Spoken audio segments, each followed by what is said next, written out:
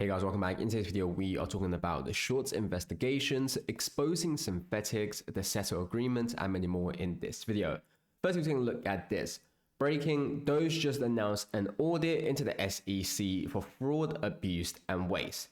So we've already seen how Doge has uncovered many things that shouldn't have been allowed.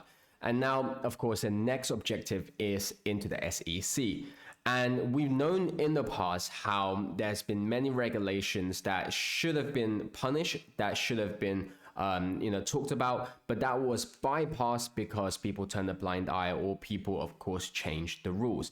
And we've seen how SEC has obviously fined many companies who are making billions of dollars in profit, but has only gave them a small fine ranging from anywhere between 6 figures up to 7 figures, and maybe sometimes, into that 8 figures mark. But again, what is a $1 million fine to a firm who's able to make $1 billion every single year in terms of profit? So now he's obviously going to be doing an audit. I think it's going to be extremely good because SEC, of course, has all the data, or at least they should have all the data that will, of course, be uncovered. If you guys know in the past before, obviously, Elon Musk with Tesla has encountered plenty of times where they've been targeted by short sellers. Elon Musk is not a big fan of the short sellers, and so the fact that he is running an audit into the SEC, I think is more beneficial for the retail investors, because I do think that he will try and catch out the actors that are, of course, the short sellers. And so this is what I think is very important, and you guys can see this meme. What's our exposure to our kohrs? The whole fucking system.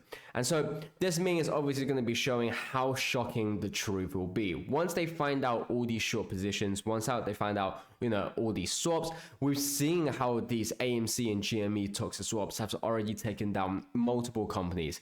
Our kohrs, Credit Suisse, and all these other short sellers have been mentioned in the past before. And so if it's something that's extremely serious, I do think it will be uncovered. And at that point, that's when we'll understand truly how many synthetics there are, how many swaps there are. And you can see this. Many people are already asking for this. Please, Elon Musk, in the audit, please look at AMC failures to deliver. Retail apes own 80% of the shares. How can hundreds of millions be FTDs? Demand SEC get a total AMC share count of retail AMC shares from all brokers. 380 million float, but find 1 billion plus issued shares. Fraud. And so that's what I think is going to be the issue. Now, I do think that potentially the issue shares are going to be even bigger than that, or at least the locates of shares, because potentially they have, a billion plus issue shares. But when you understand that in terms of how much FTDs we've seen in the past, when you understand that they were able to use crypto as a way of locating shares, these are all numbers that need to be, of course, in the open. These are all numbers that need to be uncovered and let the retail know what is happening. We've seen plenty of times with the manipulation in AMC. We've seen plenty of times, how they've suppressed AMC through over leveraging, through the FTDs like we've mentioned. And so to get them to uncover that will be extremely good. You can even see this. You will only need one brokerage to report 358,000 shareholders with street name rights to 500 shares of AMCs to prove that aggregate volume of naked share is equal to all other volumes held. So this is, I think, very simple for anyone to understand. And firstly, it's about understanding that in order to show in terms of how many shares there are, you only need 358,000 shareholders to hold 500 shares. Now, of course, there will be people who hold over 500 shares, and there will be people who don't hold over 500 shares. What I've seen in the past before, and again, feel free to comment this down below as well, is that I've seen plenty of people showing their positions in AMC. And I know there have been people, of course, also DCAing. And so if anything, I think I've seen more people showing that they have over 1,000 plus shares of AMC than I have seen people with 1,000 less. Now, that doesn't mean that, of course, 90% of retail holders hold over 1,000. It could just be a coincidence that the people who are getting their posts out there who have seen that coincidentally are the ones who own a large amount of shares. But it's to say that there are people out there who own a large majority of shares. So to get 358,000 proving that they have 500 shares, I feel like something that is very, very possible. And that's why shorts have never shown the true, of course, in terms of broker data, and they've done the true share count, because they understand how easily it is for everything to crumble down and for them to show the real numbers. And you can even see here, so we've talked about the settlements, and you can see the agreements they have. So why the Citadel and FTX have confidential settlement agreements, why the Virtue and FTX have line of credit agreements.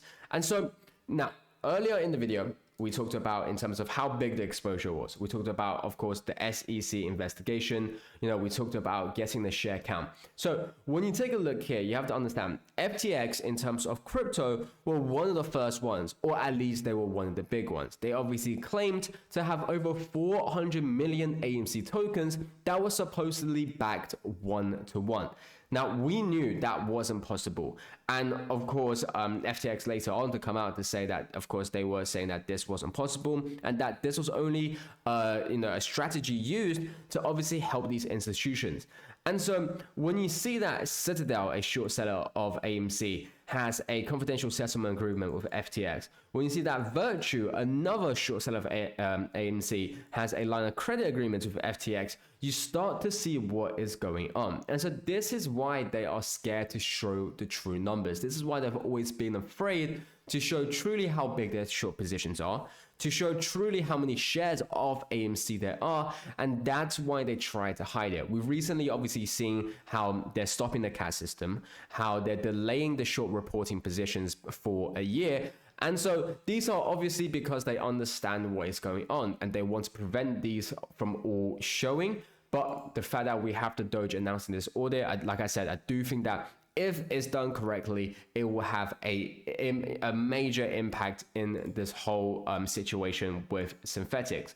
Now, another thing, and let's talk about the brokers. So firstly, you have to understand this. So Webull Securities Lending Program, total interest, you will receive about 15%. Webull keeps 85%. Now, none of this is ever financial advice, so do take advice and so make sure to do your own due diligence and research.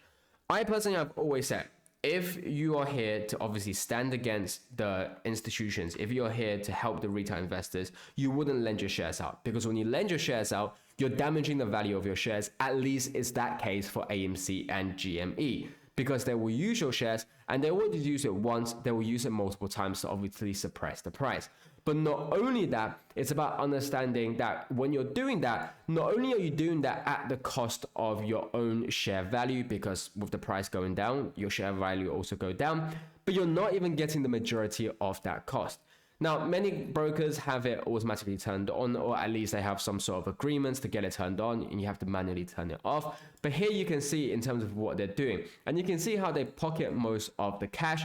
So why is that? Well, we've also seen this with Apex Clearing Corp, with lending your shares of stock to short sellers without your permission, without paying you, advising in this, this puts you in a higher tax bracket, informing you of the risk, compensating you for dividend-related loss. So these are all without you knowing. And so this is what we talked about in terms of how brokers, and again, going back to the share count, in terms of why they're worried about share counts. So brokers are worried about share counts because they understand that, we only need one brokerage to show 358,000 shareholders to hold 500 shares.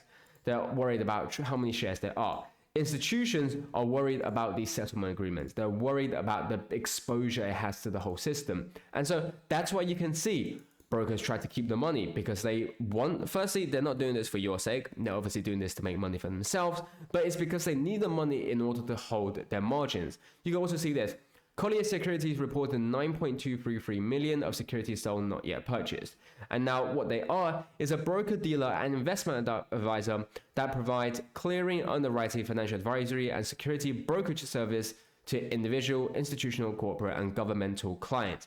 And so it's not unusual for brokers to have short positions, but it's the fact that they have short positions, you understand what sort of exposure they have. So this is obviously one small broker. We've seen this with Robinhood in the past, in terms of about how AMC obviously had a massive exposure along with GME, and how because just AMC and GME alone tied up their margin requirements. And so they are obviously worried about the money that's involved. Hence why there are brokers trying to lend your shares without telling you. Hence why brokers are trying to keep the large majority of the money and only paying you a small amount, because the situation has gotten so serious that if they don't try and get the money, they won't be able to hold on to these positions, because these positions, like I said, when you're holding on these short positions, it costs you money. It costs you money to finance your positions. It costs you money to create synthetics. It costs you money to run your algorithm. It costs you money because of these margins. And so these are all worrying costs for the shorts and brokers, and hence why they try and stop this.